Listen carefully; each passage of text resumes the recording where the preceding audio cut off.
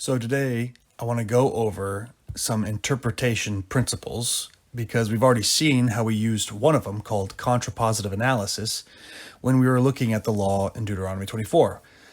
I also suggest R.C. Sproul's book, Knowing Scripture, where he goes over more principles for interpretation.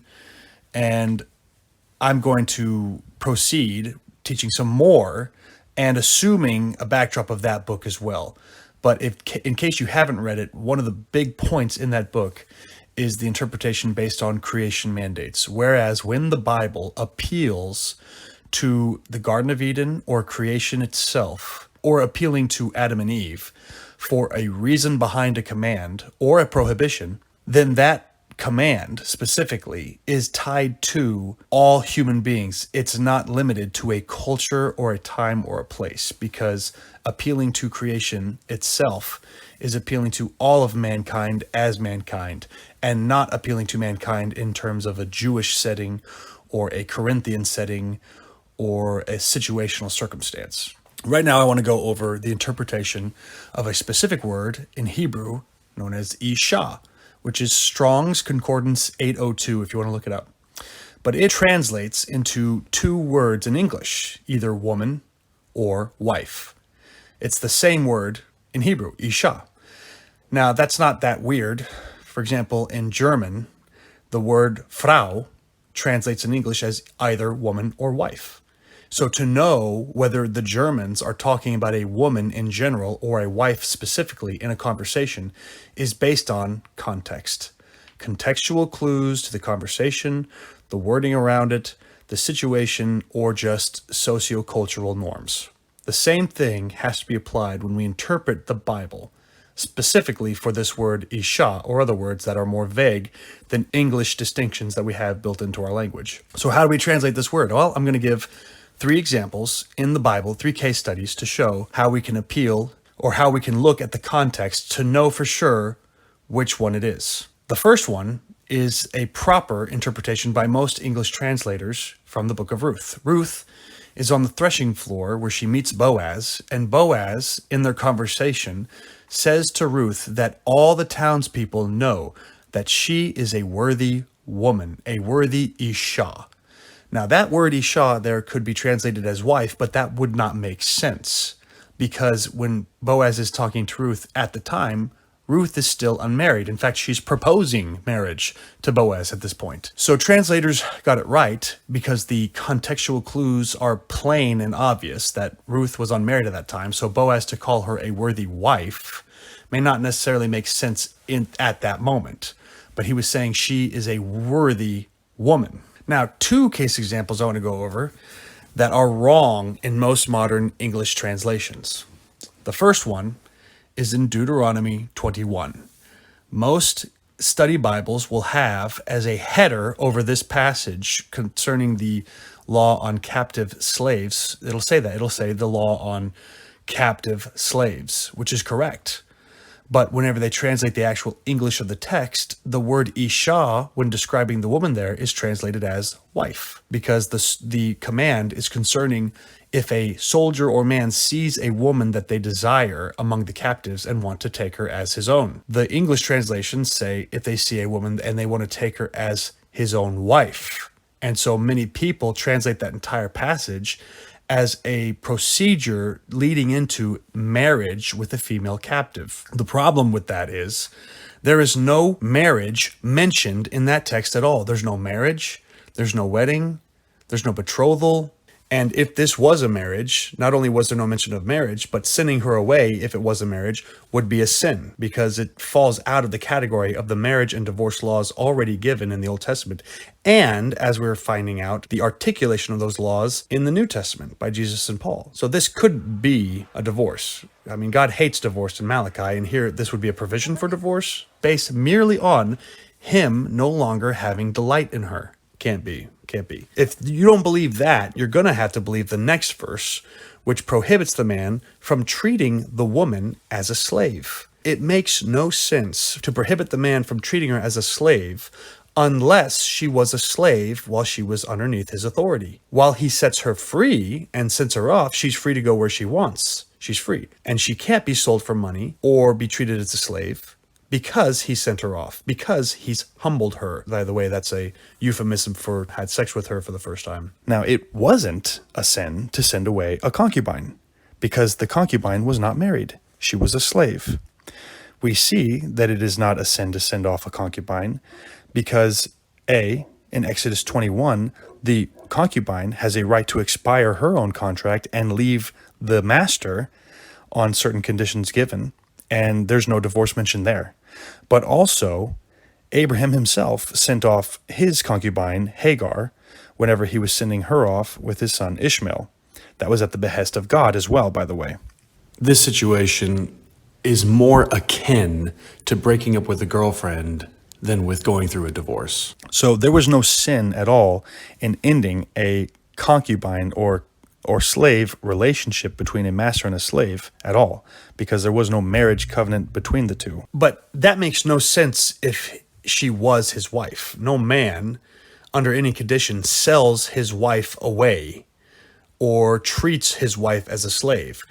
Paul's very clear about this in Galatians, when he makes the distinction between a bondmaid or a slave and a free woman or a wife, when he's comparing Hagar, the concubine of Abraham, and Sarah, the wife of Abraham. The difference between the two was one was a concubine or a slave, and the other was a wife or a free woman.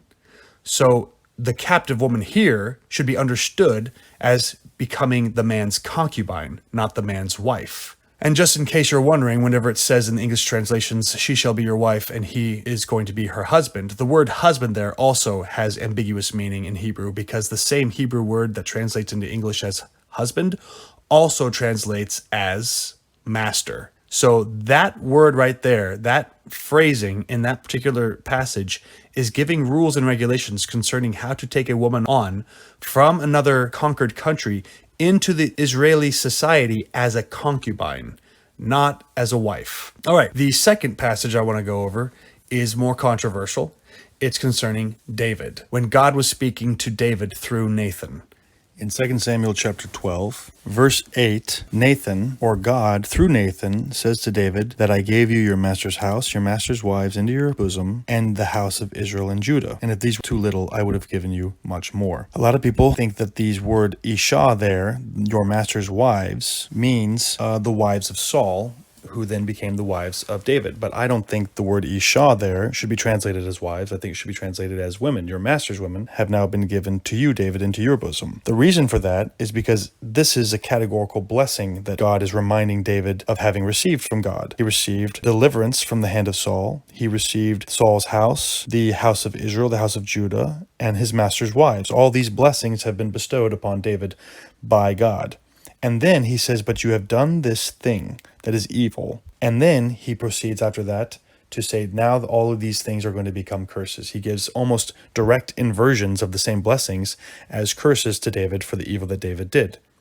Instead of being delivered from the hand of Saul, now David's enemy will come from within his own house. Instead of the house of Israel and Judah being given to him, there will be turmoil in his own house now, and the enemy comes from within the house.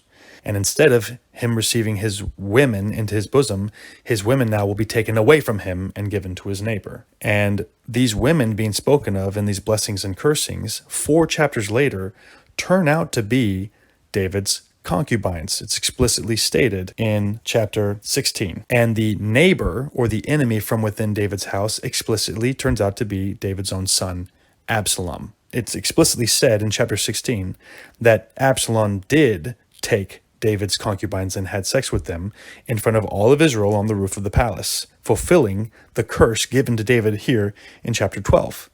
So if that's the case, I don't know why English translators translate the word ishshah here as wives, because they weren't David's wives, they were David's concubines. Now, there is a lot of debate over whether David had sex with these ishshah mentioned here in 2 Samuel 12:8. Because the word into your bosom is used, which is euphemistically commonly used in the Bible to refer to sexual relations when talking about between a man and a woman. The argument that people who don't think that they had sex would say that it doesn't mean sex, it just means into your care or into your responsibility. However, David did have sex with them because they were his concubines, and Chronicles documents how he had children by them, by his own concubines. There's an argument that in verse 8, when it says that God gave David his wives into his bosom, or his ishshah into his bosom, that this does not denote sexual relations with these women and David, because that would mean God would be providing for David an opportunity to violate the law in Leviticus 18, which says that a man is not to have sexual relations with a woman and with that woman's mother. And the argument says that if David did take on the wives of Saul, that would be a violation of the Levitical law, because one of Saul's wives was Ahinoam, who was the mother of Michal, who was David's wife.